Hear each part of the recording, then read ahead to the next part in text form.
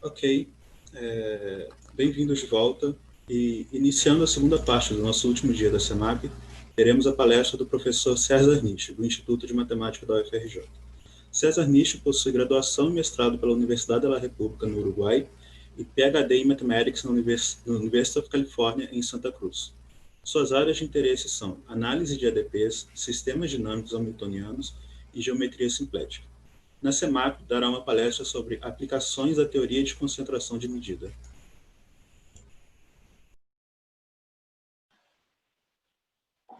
Obrigado pelo convite. Estou tentando espelhar a tela do tablet com a minha palestra. Enquanto essas questões técnicas são resolvidas, eu queria agradecer o convite. Primeiro, quando chegou o convite, eu vi que a palestra era sexta-feira. Depois de muitos anos de conferências, isso acontecem duas coisas se você é convidado para dar uma palestra na sexta-feira, quase a última. Os organizadores querem deixar um dos palestrantes bons para sexta-feira, para fechar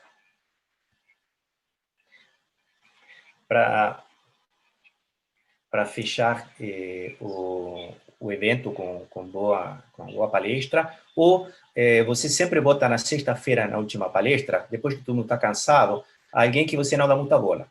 Tá? Então, você faz uma dessas duas coisas.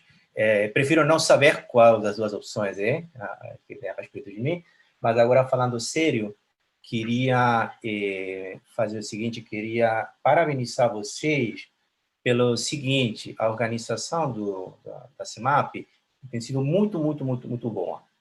Desde todo o ponto de vista do site, informação, organização das palestras, até os detalhes mínimos, como as mensagens, os e-mails que vocês enviaram, com todas as coisas que o palestrante tem que fazer, tudo era muito profissional. Eu fiquei muito surpreendido depois de tantos anos de estar no circuito das palestras e dos eventos e dos congressos, ver um grupo de estudantes organizando um evento de uma forma tão séria e tão profissional. Na verdade, parabéns para vocês, porque realmente a organização do evento tem sido excelente. Agora que eu acabei com esse parabenizar vocês, gostaria de saber por que minha tela não está espelhando. Precisa compartilhar de novo pela tela. Deixa ver o que está acontecendo. Agora sim, está certo? Está o Beamer na tela? Ótimo. Assim. Então, vou começar com a palestra agora. Vou falar sobre aplicações da teoria da concentração de medida. E já vou avisar. Essa palestra é propaganda.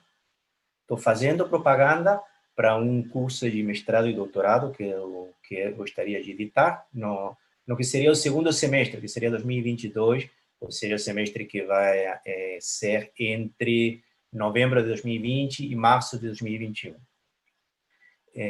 Uma área, essa área de teoria da concentração de medida, é uma área de matemática pura, pode ser chamada de geometria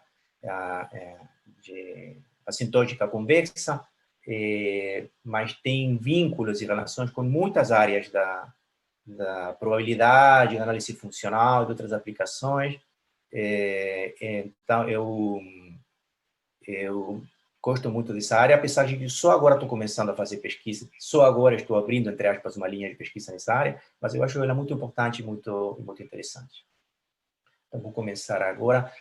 Dá para ouvir corretamente, para ver bem? Está tudo certo? Perfeito. Vamos começar, então.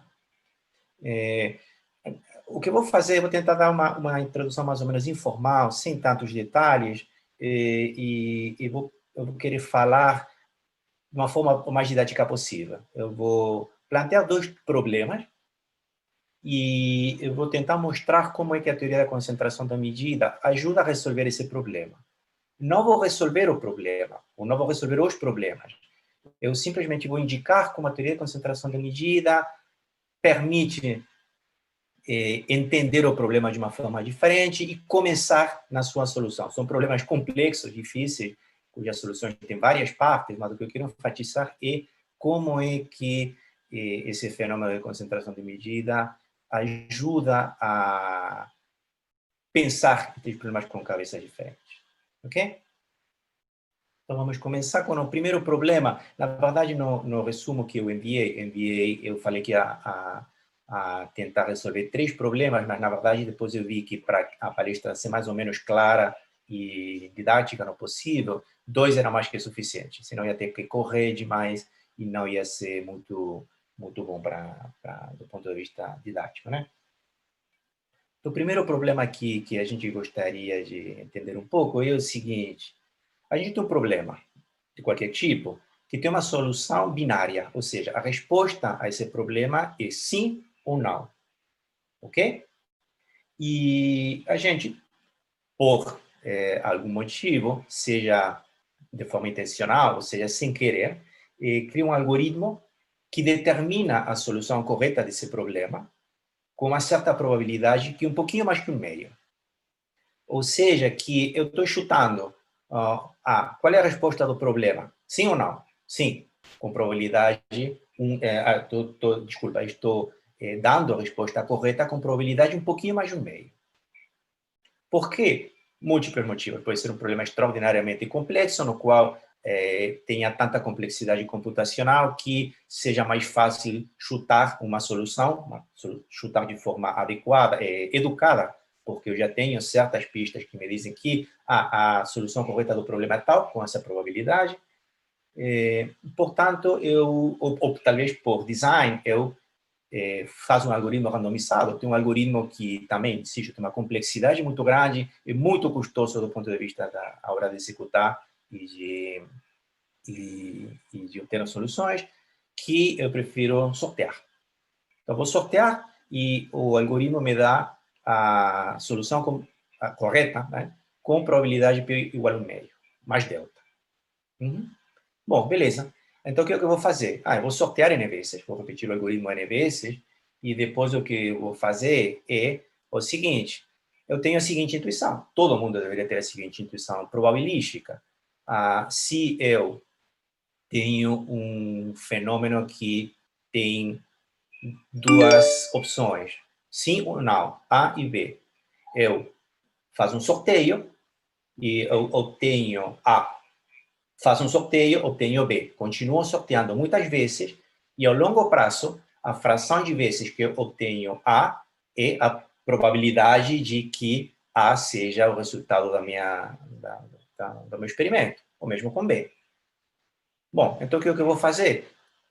Eu vou tentar sortear N vezes, pedir ao meu algoritmo que sorteie uma solução. Eu sei que a solução correta tem probabilidade 1 meio mais delta. E agora eu vou fazer o seguinte: quantas vezes eu tenho que pedir para o algoritmo sortear uma solução para obter a solução certa quase seguramente? Ou, o que é equivalente, quantas vezes eu tenho que sortear através do algoritmo para que o algoritmo me dê, depois de contar essa maioria das vezes, para que o algoritmo me dê a solução errada. Isso não quero que aconteça. Pense no seguinte: isso aqui é um fenômeno aleatório. Todo mundo que já jogou baralho ou jogou dados, alguma vez, a única forma de ganhar o jogo era obter nos dados um duplo 6. Probabilidade muito baixa. Porém, você arremessou os dados e você ganhou. É um fenômeno de uma probabilidade muito baixa, mas que pode acontecer. Aqui, o que eu espero é como que a probabilidade do algoritmo me dar a resposta correta é maior que 1 meio. Se eu repito suficientes vezes e eu conto o número de vezes que aparece a resposta tal, essa é a resposta correta. Mas o que pode acontecer? Não, pode acontecer que eu dei azar e que 50 vezes seguidas o algoritmo escolheu a resposta errada. E depois, quando eu fui contar, resulta que a resposta errada era a que aparecia a maioria das vezes e eu escolhi isso. Isso pode acontecer, mas com probabilidade baixa. Eu quero que essa probabilidade seja muito pequena. Outro problema que a gente vai tentar entender é o seguinte: eu tenho M pontos em Rn, tá? Esses são meus dados. N, a dimensão dos dados, pode ser muito grande. Pode pensar que cada ponto desses em Rn é uma pessoa e que o número de dados, ou seja, a dimensão desse ponto, você é o ponto e você tem associado um monte de informações, pode supor que cada coordenada desse ponto que você no RN tem assim, uma informação que Google e que Facebook conhecem de você. O Google e Facebook sabem tudo da gente, então a dimensão desse espaço RN deve ser monstruosamente grande. E o que eu quero é fazer um algoritmo que faz o seguinte: eu tenho que resolver um problema, e esse problema depende só do seguinte, da distância entre cada par de pontos. Cada ponto são as pessoas, e a distância eu estou medindo, por exemplo, se eu tenho uma pessoa que a informação que tenho é, clicou no site tal, comprou tal livro, não sei que coisa, e tem outra pessoa que também clicou no site tal, comprou tal outro livro, eu tenho alguma forma de medir essas distâncias, e o que eu quero fazer, isso é o que depois vai me dar a solução do meu problema. Esquecem as pessoas, pensam pontos em RN, um monte de pontos, eu quero medir as distâncias entre cada par de pontos para resolver meu problema. Mas, se a dimensão n é muito grande, não tem programa, não tem computador que consiga fazer isso. Então, o que eu quero fazer é reduzir as dimensões.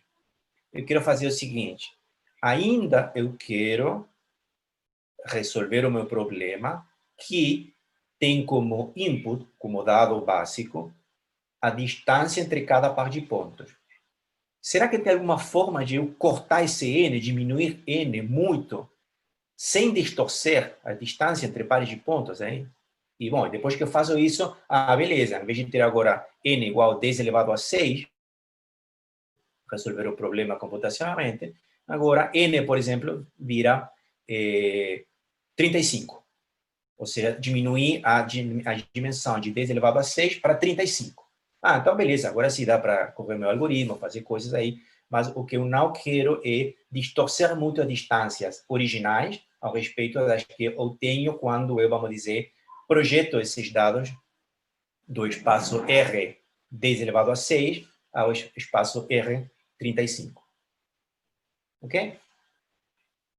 Bom, qual é a intuição que está por trás disso? A intuição que está por trás disso é a seguinte coisa óbvia.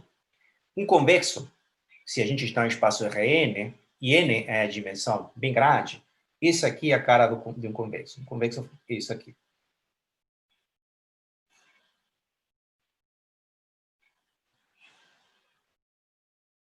Não tem problema na tela, não tem problema na sua transmissão no seu computador. Isso aí é um convexo. A pergunta é, como assim? O que você está falando?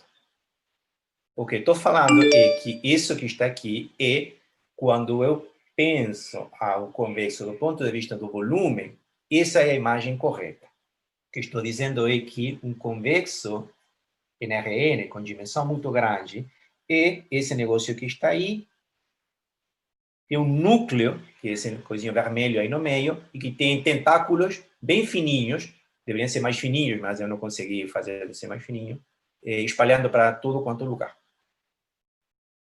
É pouco intuitivo, mas vamos ver um exemplo para entender aqui o que eu estou falando. O exemplo é esse. Vamos considerar, primeiro no R2, vamos fazer o desenho para entender aqui o que a gente está falando. Um losango, que isso é o conjunto K, que estou falando aí, estou falando a bola unitária na norma 1, não importa aqui isso, pense no losango no R2, ok? E agora estou pensando na bola inscrita dentro dele, seja a bola 1 sobre raiz de 2, com raio 1 sobre raiz de 2. Esse aqui é o conjunto B. Ok? E a gente pode generalizar isso a Rn, tá? Em dimensão 3, a gente teria uma bola sólida e o losango viraria um icosaedro. E aí daí para cima. Qual é a questão agora? Agora vamos fazer conta. Deixa que eu já fiz as contas para vocês. Vamos calcular o volume desses dois objetos. Ou seja, vamos fazer integral. Vamos integrar o Rn para calcular o volume desses dois objetos aí. Bom, tem fórmulas para isso. O volume do losango é elevado a n dividido n fatorial. O volume da bola, a gente pode calcular, é o raio elevado a n multiplicado por umas constantes. Essas constantes são importantes. Tá? Agora, vamos comparar os dois, tá? Eu fiz a conta para vocês aí. Veja o seguinte. Eu normalizei de forma adequada os dois volumes e estou comparando. Essa diferença termina sendo, aqui eu fiz uma conta, e aqui eu sei a equivalência de Stirling. A diferença dos volumes é proporcional a 1 sobre N. E quando N é muito grande, essa diferença é muito pequena. Em outras palavras, quando N é muito grande, a diferença do volume entre o losango e a bola é quase zero. O que quer dizer isso? Quer dizer que eu tenho, originalmente, o losango, dentro do losango, a bola. Agora, quando a dimensão é muito grande, a diferença de volume entre os dois é quase zero. E a diferença geométrica entre esses dois objetos são esses cantinhos aí, onde está, aqui, essas coisinhas aqui, esse aqui, é a diferença de volume entre os dois. E quando N é muito grande, esse negócio vai para zero, porque a gente já viu, a diferença de volume entre esses dois é como 1 sobre N. Em outras palavras, o que está acontecendo é o seguinte.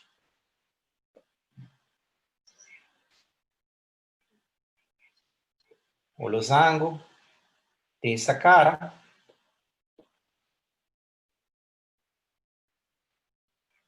E a bola está concentrada aí dentro. E os tentáculos do losango têm volume quase zero. A gente viu isso. Ou seja, o volume do losango está todo concentrado nesse pontinho vermelho aí, que é a bola que estava dentro, que está escrita. Ok? Isso é pouco intuitivo, parece. Mas a gente fez a conta. Tá certo. Vocês viram o que eu falei. Concentração de volume. O volume é uma forma de medir coisas, uma medida. O que eu estou dizendo é exatamente isso. Temos concentração de volume, medida. Tá?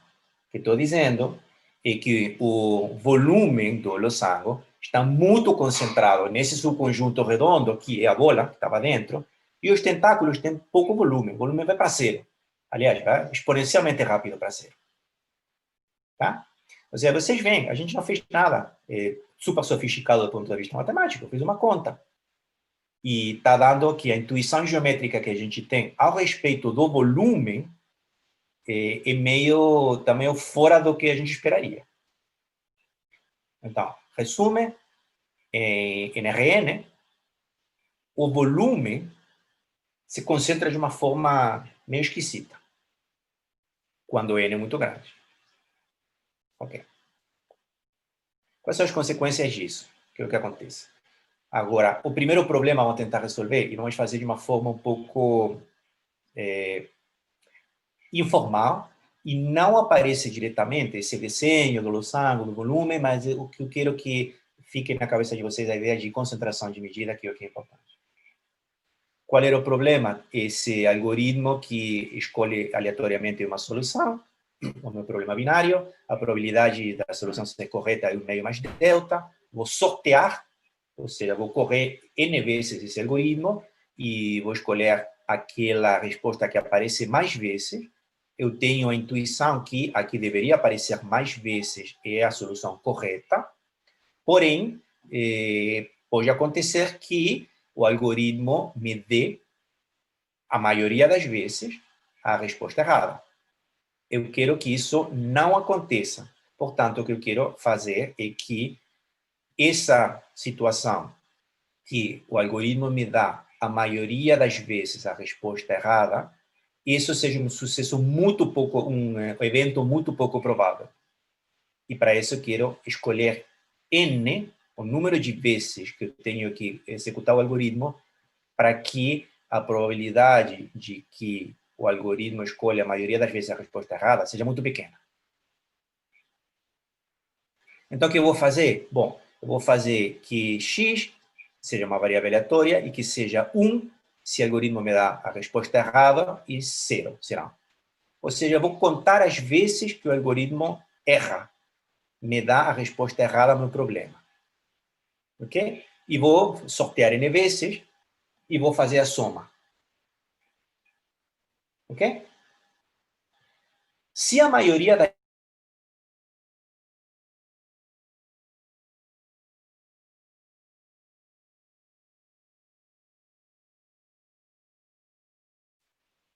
N sobre 2 vezes ou mais, o algoritmo me dá a resposta errada, eu vou estar somando 1, pelo menos, N sobre 2 vezes. Isso é o que eu não quero. Professor, o senhor pode voltar só nessa parte porque a sua conexão travou e ficou congelada. Congelou em que momento? Logo quando eu estava falando do algoritmo, Aham. 30 segundinhos. Ah, eu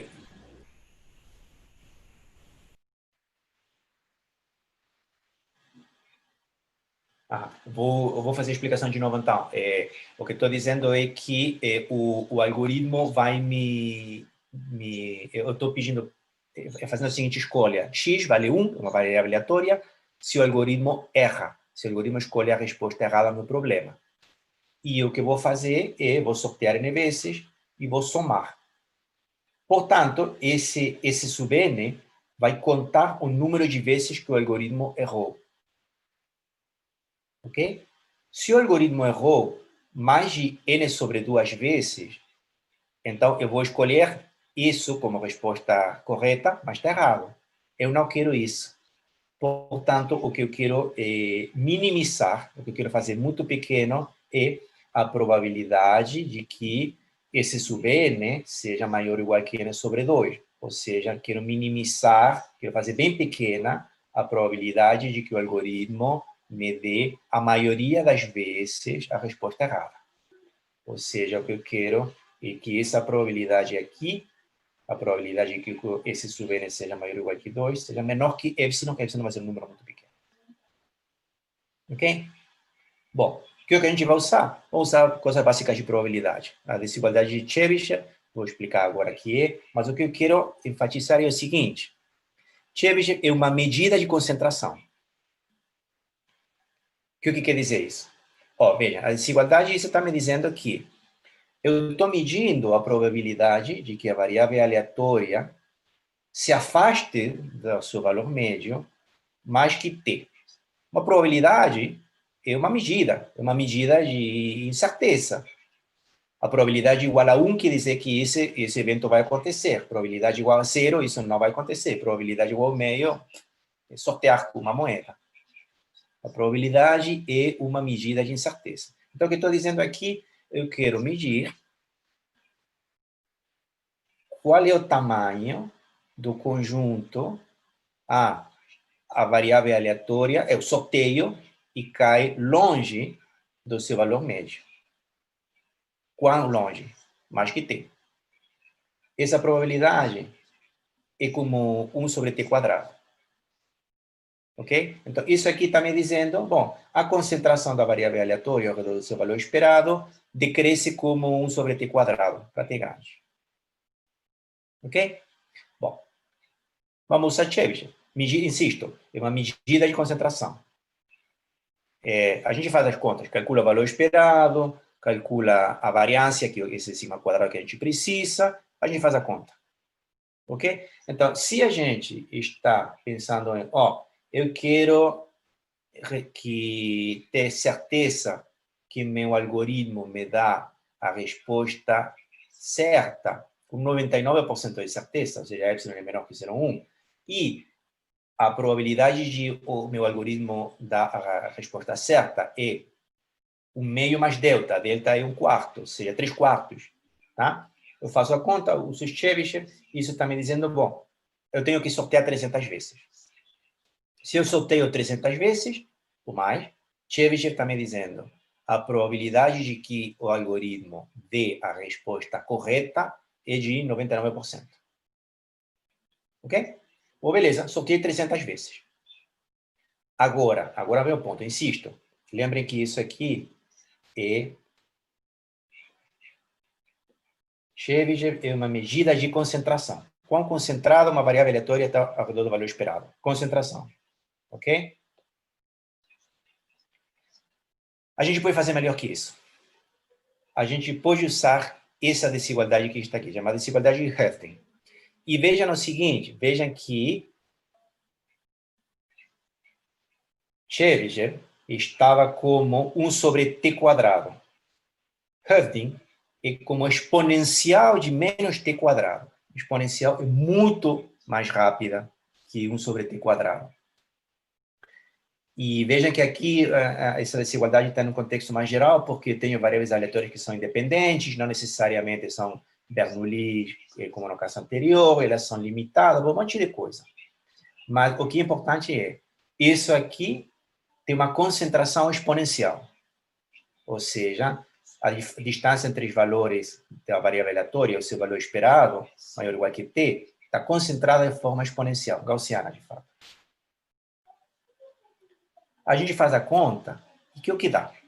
Dá que eu preciso 74 ou mais corridas do algoritmo para ter o mesmo resultado que eu precisava 300 usando o Chebyshev. Ou seja, estou usando algum tipo de informação extra sobre a minha variável aleatória e sobre o meu fenômeno que me dizem, cara, tem concentração muito mais forte. E o fato que tem essa concentração ao redor do valor esperado está me permitindo de melhorar a minha performance. Ok? Ou seja, se eu tenho concentração de probabilidade, ou seja, concentração de medida, ao redor do valor esperado, eu sei que eu consigo ter uma performance muito melhor do meu algoritmo aleatório. Se você fazer as contas aqui, veja no seguinte, se agora o erro, em vez de ser 1 centésimo ou 1 milésimo, é 10 elevado a menos d, tá? Por Chebyshev, eu precisaria ordem de 10 elevado a d vezes, como é meu algoritmo, contra 37 vezes d por Hefting. Ou seja, que se eu quero ter o meu algoritmo de certo com um erro de 1 por 10 elevado a 6, a diferença é muito grande. Ok? Qual é a questão aqui? A questão é que não aparece nenhum desenho, tudo isso é analítico. Você pode fazer as contas, são os truques aí que são bem importantes. São relativamente básicos, mas bem importantes e que aparecem ao longo das extensões desse resultado. Mas o que eu queria enfatizar aqui é esse fenômeno de que concentração exponencial melhora muito o método que eu tenho. Ok? Bom, beleza. Segundo problema. Agora, lembra que o problema era, eu tenho pontos no espaço Rn com uma dimensão muito grande, eu quero calcular todas as distâncias entre pares de pontos, porém, a dimensão do espaço N é enorme, e isso não me deixa usar um computador, não posso, é impossível. Gostaria de alguma forma, cortar essa dimensão N e passar para um espaço de dimensão muito menor, mas no possível, mantendo as distâncias entre os pontos, porque isso vai ser o input do meu programa depois, ou, pelo menos, distorcer de forma mínima isso que está acontecendo aí. Exemplos de problemas que eu quero resolver, que ajudariam com isso. O problema do vizinho mais próximo. Eu tenho m pontos, eu tenho outro ponto x, e eu quero calcular qual é o ponto xi, que é o que está mais próximo de x. Eu calcular todas as distâncias e tomar o mínimo. Ou posso querer subdividir, agrupar um conjunto em função de proximidade. O que quer dizer isso? Eu tenho esse conjunto de m pontos e quero dividir ele em k subconjuntos, tá? de forma que esses K subconjuntos, bom, estejam centrados, entre aspas, ao redor de esses pontos y1, yk, e de forma que essa função seja minimizada. Ou seja, eu vou escolher uma partição do meu conjunto de pontos em K subconjuntos. Para cada um desses K subconjuntos, eu vou escolher um ponto e vou medir a distância dos pontos que estão nessa partição a esse y sub j, e vou somar entre todas as partições, e depois eu vou fazer o mínimo disso. Problema de complexidade, cálculo, uma complexidade enorme do ponto de vista computacional, porque tenho que escolher as partições, escolher os pontos, e depois fazer todas essas somas e testar. Tenho que reduzir a dimensão. Vou fazer um par de desenhos agora que aparentemente não tem nada a ver. Vou pegar uma esfera e eu quero definir a distância entre dois pontos na esfera. Ou seja, aqui o que eu vou fazer, eu vou pegar aqui a esfera e vou pegar agora dois pontos na esfera, x, y, e eu quero medir a distância entre eles. A forma que eu vou usar de medir a distância entre eles é a seguinte: eu vou pegar a origem, eu vou fazer desenhar os dois rádios e eu vou medir esse ângulo que está aqui.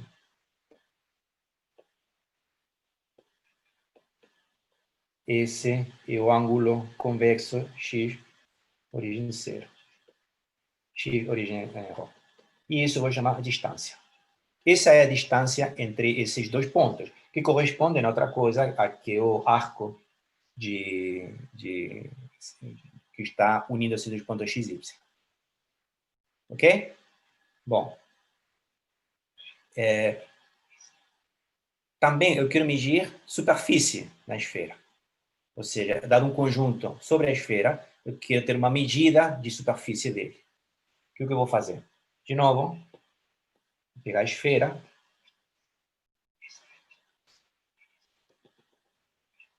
E agora eu tenho um conjunto aqui em cima da esfera, que eu vou chamar de A. Eu quero definir, de alguma forma, como é que eu posso medir a superfície desse cara. Ou seja, eu quero medir a área, N mais 1,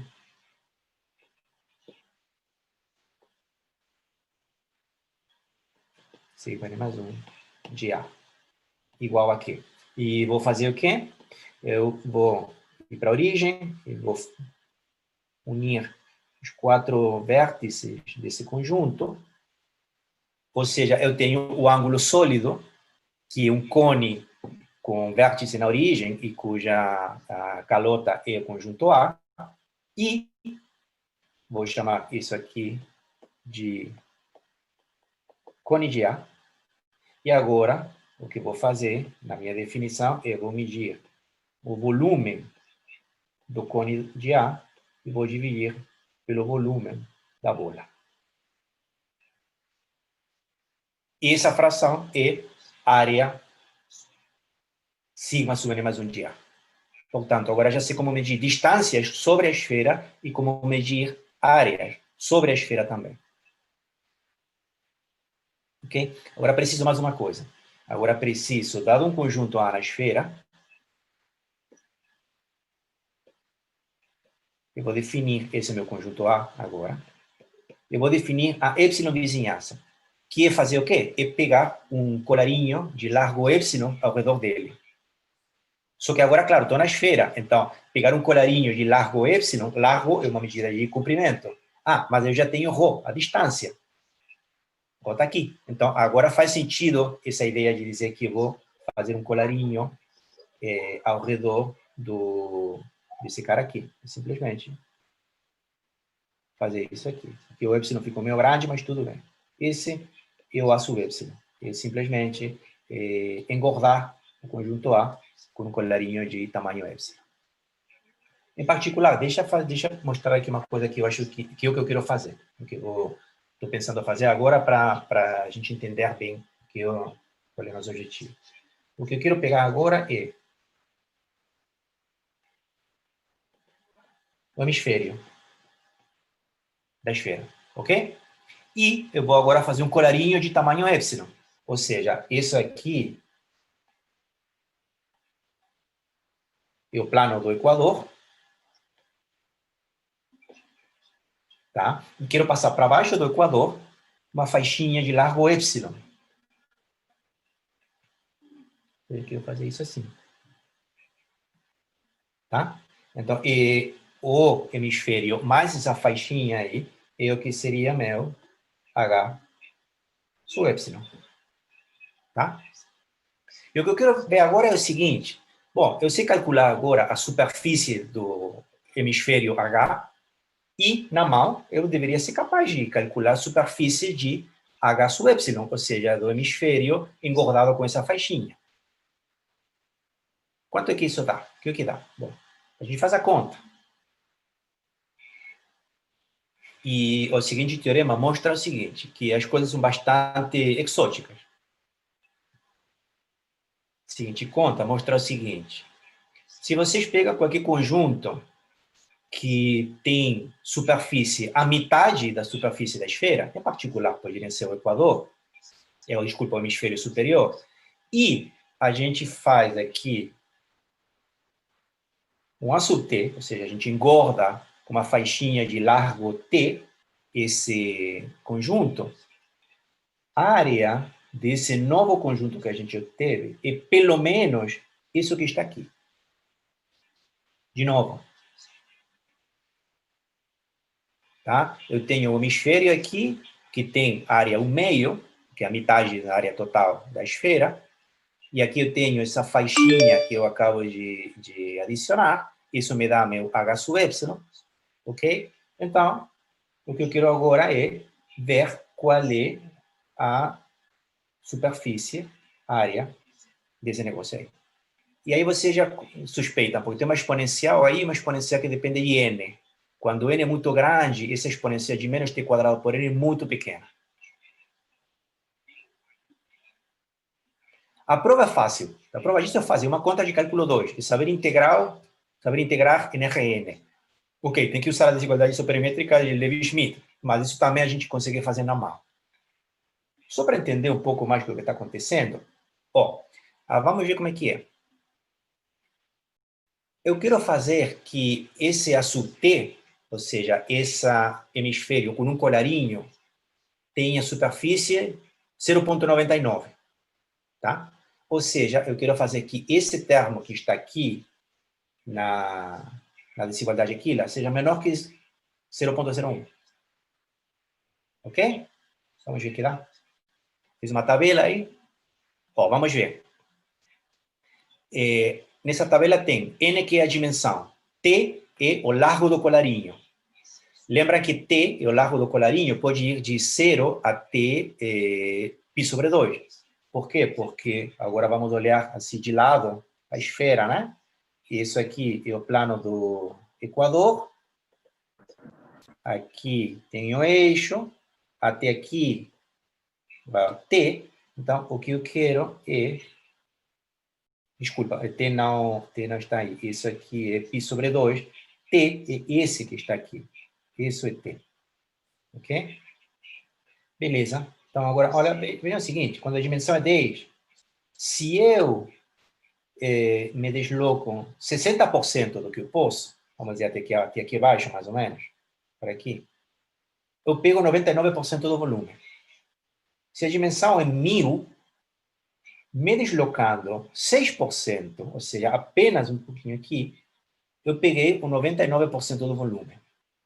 Se a dimensão da esfera é 100.000, tá?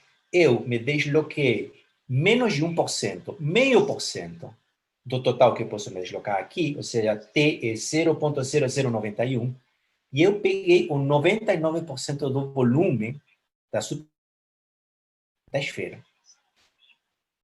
Ok? Isso quer dizer que daqui para baixo, em dimensão 100.000, está vazio, não tem nada, não tem superfície. A superfície está toda concentrada aqui. E se vocês dão volta e fazem exatamente o mesmo, com o mesmo argumento como o hemisfério sul, vocês veem, caraca, o 99% do volume da esfera está concentrado numa faixinha aqui ao redor do Equador. Concentrado, concentração. A superfície da esfera está muito concentrada em dimensões grandes, está muito concentrada ao redor de conjuntos que têm área 1/6. Ou seja, a superfície da esfera é uma coisa que está meio como vazia em todo quanto lugar, está quase toda concentrada em alguns lugares. Muito esquisito. Mas a gente faz a conta e prova isso. De novo, a concentração nesse caso, de área é contraintuitiva, vai contra a intuição que nós temos. Bom, e agora, peraí, então agora vamos virar analistas. O que faz um analista? Quando a gente tem um domínio, eu boto uma função em cima. E essa função ajuda a entender o que está acontecendo. Agora, cuidado, porque se agora quase toda a superfície da esfera está concentrada em algum conjunto especial, bem pequeno, isso quer dizer que a função que está definida nesse domínio tem que detectar isso de alguma forma. Bom, o que eu estou dizendo agora? Eu tenho uma função que... Não importa que é mensurável, não se preocupa não. E a média de Lévy é um número tal que divide o domínio em dois pedaços. Um pedaço para os quais a função é maior ou igual que m e outro para o qual a função é menor ou igual que m. Okay? Uma espécie de mediana. Não é a mediana, mas uma espécie de... O teorema diz o seguinte: se a minha função é Lipschitz, ou seja, se verifica isso que está aqui, ou seja, se é uma função contínua com um módulo de continuidade bem barato, tá? O que acontece é que, olha só, à medida dos pontos na esfera, tais que a função se afasta da média, dessa média de Lévy, mas que t, decresce exponencialmente rápido, dependendo da dimensão m. De novo, o mesmo negócio. Vejam aqui claramente, lembra a tabela que a gente viu agora há pouco, se aqui n é muito grande, o que vai acontecer é que esse número vai ser extraordinariamente pequeno. Ou seja, a função é quase igual para quase todo ponto a m. Ou seja, na esfera, toda a função Lipschitz é quase constante. Apesar de que essa função é contínua, está definida numa esfera, que é um conjunto compacto, tem o máximo e tem o mínimo. O máximo pode ser muito grande, o mínimo pode ser muito pequeno, mas os valores funcionais estão concentrados ao redor de m. Caramba, interessante.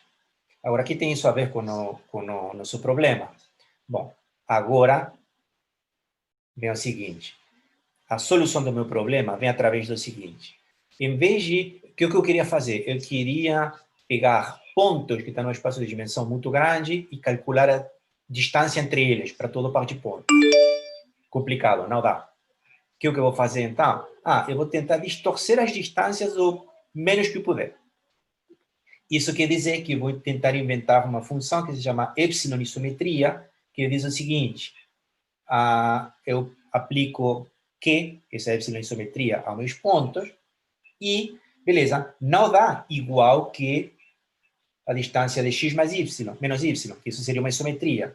Tem um fator aqui, mas um fator que é 1 mais epsilon. Pequeno.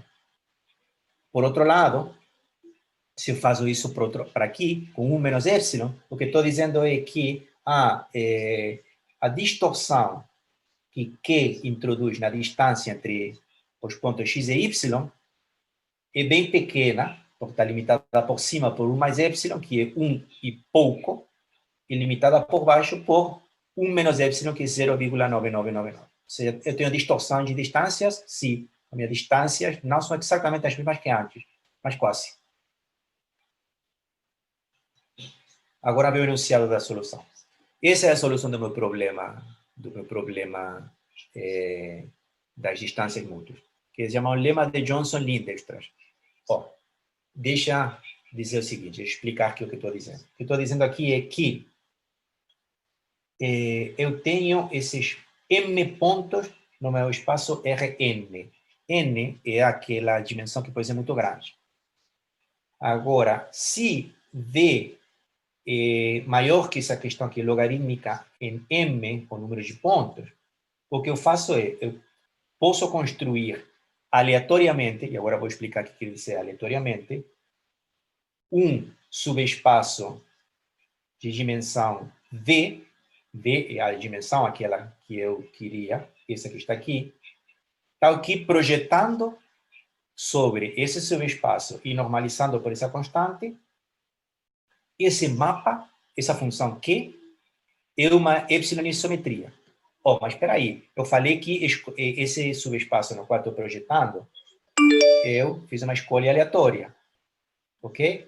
Portanto, eu tenho uma probabilidade de errar, de que isso não seja uma epsilon-isometria.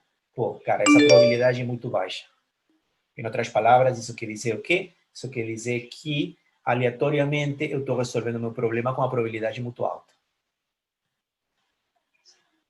Bom, agora vamos juntar com esse enunciado, que é meio complexo, pouco intuitivo, com o que vinha antes.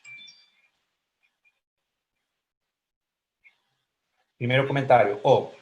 A única coisa que eu fiz até agora é diminuir a dimensão do meu problema. Não estou dizendo que, além disso, agora eu vou conseguir um algoritmo que processe os meus pontos projetados da forma adequada e encontre o vizinho mais próximo ou a clusterização por camelhos. Isso é outros 50, ok? Mas agora a questão. O que quer dizer esse negócio de escolher um subespaço de dimensão D aleatoriamente? Bom, para ter a aleatoriedade, precisa uma medida de probabilidade. Então, o que é bom para a gente é que o conjunto, a família de todos os subespaços de dimensão D, que é chamado de Grassmanniano, tem uma estrutura de variedade diferenciável, não importa que tem estrutura muito forte, e tem uma medida de probabilidade definida nele, ou seja, uma generalização de uma superfície. Tá? Assim como na esfera, a gente conseguiu definir essa medida sigma n mais 1, nesse conjunto de subespaços de dimensão D de Rn, no Grassmanniano, eu consigo definir uma medida de probabilidade, que é equivalente a essa que está na esfera. Então, o que eu vou fazer depois? Depois disso, eu vou fazer uma ponte entre os subespaços no Grassmanniano e os pontos na esfera. Mas na esfera, eu já sei que a concentração de medida existe e que as funções Lipschitz se comportam muito bem. Então, eu passo essa informação para o outro lado, para o Grassmanniano. E assim como se eu sorteava um ponto aleatoriamente na esfera, o mais provável é que ele ia cair perto do Equador, porque a superfície está conectada no Equador. Se eu sorteio um ponto, ou seja, o subespaço no Grassmanniano, ele vai cair muito perto de alguma coisa que seja útil, importante. Agora, como é que a gente constrói essa projeção? Porque a gente construiu o subespaço. E a projeção? Bom, é uma forma equivalente. Em vez de construir o subespaço, a gente constrói a projeção. Simplesmente a gente escolhe uma matriz aleatória, com as entradas dessa matriz são vetores normais, são variáveis aleatórias normais, 0, 1, e a gente normaliza. Ponto. Ou seja, a gente resolve de novo o problema aleatoriamente. Se eu tenho uma coisa aqui aleatória, eu tenho a probabilidade de que dê errado. Mas não, a probabilidade de que eu consiga construir uma quase simetria, que é o que eu quero, é maior ou igual que 1 menos uma coisa que é exponencial em m. E se m, isso aqui é muito grande, se eu escolher uma quantidade suficiente de pontos, esse lado que está aqui é bem pequeno, portanto, a minha probabilidade é muito alta. Caramba. Ou seja, vejam que nos dois problemas aconteceu a mesma coisa. Eu tenho concentração exponencial de alguma coisa. Tem uma função que está, cuja medida, ou alguma... É isso, tem uma função que não se afasta muito do seu valor médio. E que tem uma concentração exponencial, ou seja, que a medida do conjunto dos pontos que ficam longe desse valor médio é exponencialmente pequena. Então, o que eu vou fazer é o quê? Cara, esse valor médio é a solução do meu problema e eu vou sortear, e se eu sorteio, a probabilidade de eu cair perto dessa solução é muito grande. Tenho probabilidade de errar? Tenho, mas é muito pequeno. Ou seja, estou resolvendo meus problemas de forma aleatória, graças à concentração de medida. Ok. Então, agora sim, meu disclaimer, agora começa a propaganda. Esse curso de Teoria e Concentração de Medida é um curso que eu dei, um curso de mestrado e doutorado que eu dei há 2 anos. Tá? O princípio é esse que eu acabo de falar aqui. Se eu tenho variáveis aleatórias, mais ou menos gerais, e funções das variáveis aleatórias, essas funções estão bem concentradas ao redor do seu valor esperado. Ok? Bom, mas aí a questão é que, nesses 2 problemas, a gente fez a mesma coisa. A solução de um modelo aleatório desse problema, a gente randomizou o problema, a solução está concentrada muito perto ao redor do quê? Do valor esperado, do que a gente viu, e esse valor esperado é ou a solução original ou quase. Ou seja, estou chutando uma solução e como as minhas variáveis aleatórias são subgaussianas, subexponenciais, vai cair muito perto, exponencialmente, a consideração vai ser exponencialmente boa, perto do valor médio, que é a minha solução do meu problema original. Então, ao invés de resolver o problema original, sorteio e sempre vai dar boa sorte, com probabilidade bem pequena de dar azar e cair longe da solução. Isso é o que é concentração de medidas. Tá? E concentração de medida, eu insisto, eu já dei esse curso uma vez, vou dar de novo agora no segundo semestre, no semestre 2. É uma disciplina muito legal, é uma disciplina que vai ser de mestrado e doutorado, mas que um estudante de graduação bom, com os pré-requisitos de probabilidade 1, probabilidade 2, álgebra linear, avançada de preferência, e um pouco de análise, consegue seguir bem. Você pode me perguntar aos que fizeram essa disciplina no 2018-2 sobre a opinião, até vocês conhecem muito bem eles. Patrick, da disciplina, e baseado no trabalho final para aprovar da disciplina, isso virou depois um par de capítulos das dissertações de mestrado dele. Patrick foi meu aluno. Felipe Paginelli, a mesma coisa. A dissertação de mestrado do Felipe Paginelli foi sobre o lema de Johnson-Lindeström, que a gente falou. O trabalho final nessa disciplina foi tipo um pedaço de um capítulo da dissertação dele. Felipe foi orientado por Hugo Carvalho, que vocês conhecem. Que outros alunos, que outras pessoas que vocês conhecem muito bem, que participaram da jornada da CEMAP, foram alunos também. Gabi Levenfus, Iago, todos eles fizeram essa disciplina. Vocês podem falar com eles que, com certeza, eles vão dar conselhos muito, muito bons. Bernardo, um colega e amigo Bernardo, foi nas aulas. Ele gostou, que queria entender esse negócio, e foi ele e o Migon, professor emérito do Departamento de Estatística, também foram nessas aulas, Hugo, obviamente, também, e contribuíram muito. Foi uma coisa muito legal essas discussões. Pena que eles não vão repetir, a gente vai perder essa contribuição deles. Mas eu acho que vai ser um curso bem, bem legal, bem bacana, a gente vai aprender a pensar de forma diferente. E outra coisa que é não menos importante, essa vai ser a bibliografia. Esse é um livro excelente. Eu tenho ele no top 5, e se vocês chacoalhem um pouco, no top 3 dos melhores livros, textos de matemática. Um livro muito, muito, muito, muito, muito, muito, muito, muito, muito bom. E a gente seguiu ele de perto, eu adicionei um monte de coisa aí.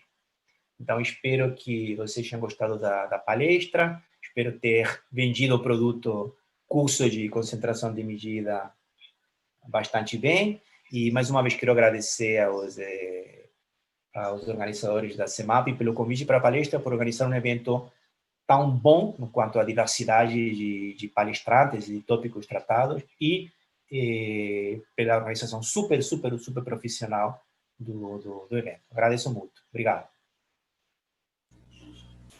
Muito obrigado, professor, pela palestra. Muito obrigado, professor, pela palestra, e obrigado também por aceitar o convite de dar a palestra aqui. Eu acho que certamente muita gente foi interessada no curso, eu inclusive. Tivemos algumas perguntas aqui. Uma primeira é: por acaso foi realizado algum teste computacional? Se sim, qual linguagem de programação? Acho que ele está perguntando se você já implementou computacionalmente os algoritmos. Deixa eu fazer a resposta em 2 partes. Eu não... Esse curso é um curso de matemática, teoria, entre aspas. Portanto, apesar de que a gente falou de forma direta ou indireta sobre umas quantas coisas sobre as questões computacionais, eu não fiz nada. Por exemplo, no trabalho final do curso, alguns alunos botaram a mão no computador. Por exemplo, eu tive um trabalho feito pela Gabi Levenfuss, sobre aplicações de teoria de concentração de medida para a amostragem de funções definidas em grafos. Aliás, coisa que está muito vinculada com o curso de análise de Fourier em grafos que vou dar agora. E Gabi, por conta dela, fez um monte de implementação numérica, fez um monte de testes numéricos, um trabalho excelente, notável. Outros alunos também fizeram a mesma coisa. Eu não fiz, porque não é minha área de expertise, eu não conheço muito, mas eu estou mais que aberto a ouvir alunos que estejam interessados em fazer esse tipo de coisas e que possam contribuir. E, de fato, o trabalho final pode ser sobre isso. Mais uma pergunta na linha computacional. O senhor pode comentar um pouco sobre a importância do primeiro problema, considerando que no futuro teremos computadores quânticos? A minha resposta é não sei, diretamente. Não sei. Passo, porque, primeiro, não conheço bem pouco de computação quântica. Então, eu vou fazer o que todo bom cientista deve fazer a maioria das vezes. Quando alguém pergunta uma coisa, responder, não sei, se realmente não sabe. Então, não saberia te dizer. Okay. Desculpa. Agora uma pergunta na linha mais teórica. A teoria de concentração de medida traz alternativas ao uso da métrica de Wasserstein, eu acho que é assim que se fala, ou de outras métricas em análise topológica de dados para minimizar os erros? Estou pegando a sua pergunta com um pouquinho de delay, vou esperar ouvir ela bem no delay para responder, então vou ficar caladinho um pouquinho. Essa pergunta você responder, são coisas diferentes, porque quando você usa a métrica de Wasserstein, você está fazendo várias coisas ao mesmo tempo. Você pode fazer, considerar, você se restringir a uma certa família de distribuições, ok? Então, aí você faz a variedade correspondente e usa a métrica de Wasserstein, sei lá, na família exponencial, e você faz um monte de coisa. Nesse caso, agora, quando você faz coisas usando teoria de concentração de medida, você se libera um pouco, porque até você pode nem saber qual é a distribuição que origina os seus dados. Mas o único que você quer fazer é reduzir dimensões ou fazer tal e qual coisa, então você se independiza um pouco. Então, são coisas que são um pouco disjuntas em algumas áreas, mas eu sei que tem agora não lembro com precisão, sei que tem alguns subáreas onde tem interseção, os dois métodos podem ser usados, por um lado, concentração de medida para, sei lá, reduzir dimensão, ou fazer o mesmo usando técnicas de variacionais na métrica de Wasserstein, um monte de coisas, e aí não sei se os resultados são comparáveis, não sei se tem um que ganha do outro, ou se eles empatam, ou o quê. Teria que relembrar um pouquinho com cuidado sobre isso. Ok. Acho que dá tempo de uma última pergunta. Existe alguma conexão entre a concentração de medida nessa palestra e a teoria de grandes desvios em probabilidade? Existe sim. Agora que chegou a pergunta, existe, e isso é parte de um dos capítulos do livro do Vershny, porque você, quando tem um grande desvio, você está se afastando, você tem uma medida de concentração diferente, você está se afastando do valor esperado. E a teoria de concentração de medida é uma das formas de atacar esse problema. Então, a resposta é sim. Como é a última pergunta, já tenho outras pessoas na sala de espera. Eu vou arredondar por aqui. Se alguém que tiver alguma pergunta mais específica sobre isso, pode tranquilamente me mandar um e-mail e que eu vou responder com mais precisão. Muito obrigado de novo pela palestra e nós vamos seguir agora para a mesa redonda de Mulheres em STEM. Obrigado e fique conosco.